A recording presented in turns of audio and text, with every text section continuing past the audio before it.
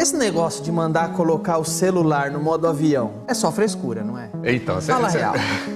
Você quer a realidade. Realidade. Não, então, não tem problema o celular estar ligado durante o voo ou no início do voo. Mas ele tem que estar em modo avião. E por que isso? Porque na aviação a gente sempre trabalha com 100% de certeza. A gente tem 99% de certeza que o telefone celular não causa interferência nos equipamentos de bordo. Mas esse 1% que não pode ser provado que causa é o que faz a empresa ser conservadora ao ponto de falar todo mundo tem que desligar. Mas se você esquecer o seu celular ali ligado durante o voo, não precisa se desesperar que você vai ser o causador de um acidente. O avião não vai cair por causa disso.